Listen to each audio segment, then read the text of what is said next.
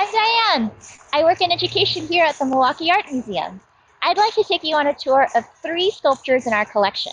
What's special about these 3 sculptures is that they're all outside. You can come and visit them anytime. Let's head to our first stop.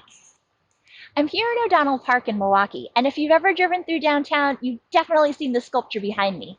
It's The Calling by abstract sculptor Mark DeSuvero. It's 40 feet tall, weighs 17 tons, and it's made out of I-beams. I-beams are steel beams used for constructing buildings and other structures. They're called I-beams because a cross-section looks like the capital letter I, as you can see here. Mark DeSuvero is known for using I-beams in many of his pieces. These I-beams were painted bright orange, which is why some people call this the Big Orange Sunburst. We'll get back to the sculpture's real name, The Calling, a little later.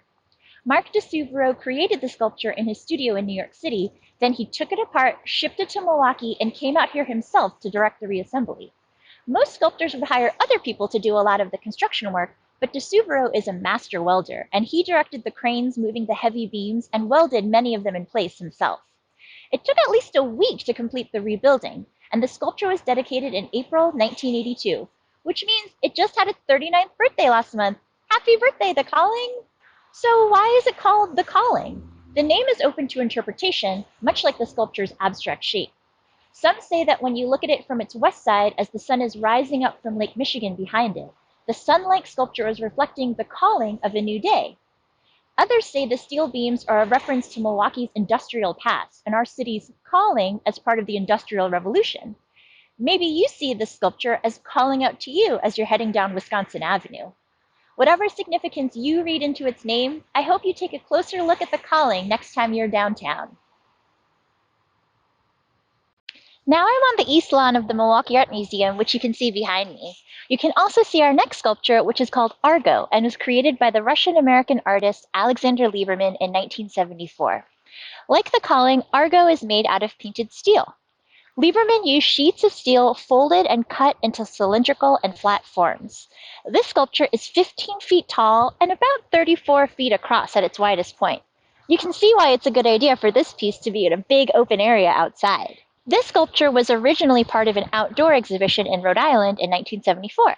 It caught the eye of local philanthropist and art collector Peg Bradley, who thought the sculpture would fit perfectly at the museum, which was then known as the Milwaukee Art Center.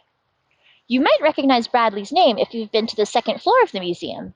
She was known all over the country for her wonderful art collection of mid-century painting and sculpture, and since she was a Milwaukee native who wanted to give back to her local community, she donated her collection right here to the Milwaukee Art Museum. So back to our sculpture here. There's something special about where it was placed on the museum grounds. If you swing over to the west side of the sculpture where I am now, and you look at it, you'll see Lake Michigan behind the big steel pieces. And if you look at it at just the right angle, it actually looks like the sculpture is floating on the surface of the lake. This illusion was created by Lieberman in the sculpture's original location on the East Coast, and it was recreated here with Lake Michigan.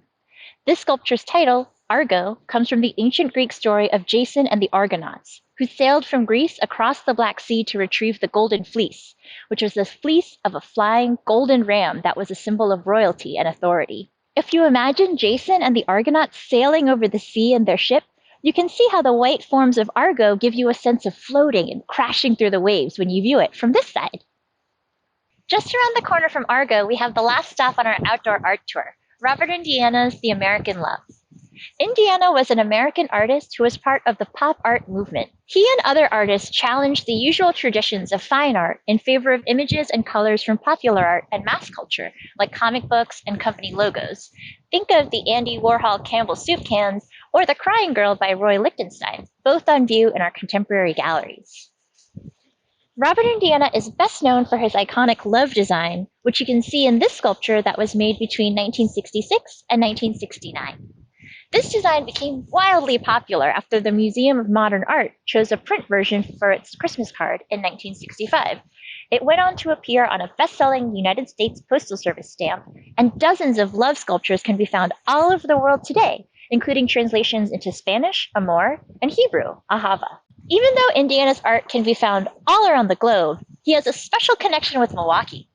In 1977, he was commissioned to design a new floor for the Milwaukee Exposition and Convention Center and Arena, or MECA.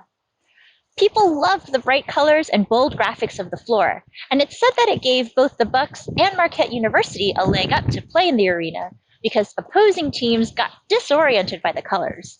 Talk about a home court advantage. Coming back to the American Love, you might be wondering how it, like our other outdoor sculptures, came to be here. It first arrived in Milwaukee in 2018 as part of Sculpture Milwaukee's exhibition along Wisconsin Avenue. When that show ended, an anonymous donor wanted to keep the American Love in the city, specifically on the lakefront, and donated it to the museum. Now everyone can enjoy the bright colors and the beautiful message of the American Love. Before we say goodbye to the American Love, let's take a look at how it arrived in this spot. Our art preparators are the ones in charge of receiving, moving, and installing artworks in the museum. Usually they work in the galleries, but for outdoor pieces like the American Love, Argo, and the Calling, a lot of special equipment and skill is needed. Take a look at the installation of the American Love in 2019.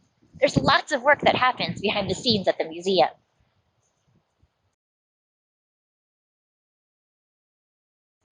Thank you for joining me for this tour of outdoor sculptures at the Milwaukee Art Museum. You can visit any of these sculptures anytime.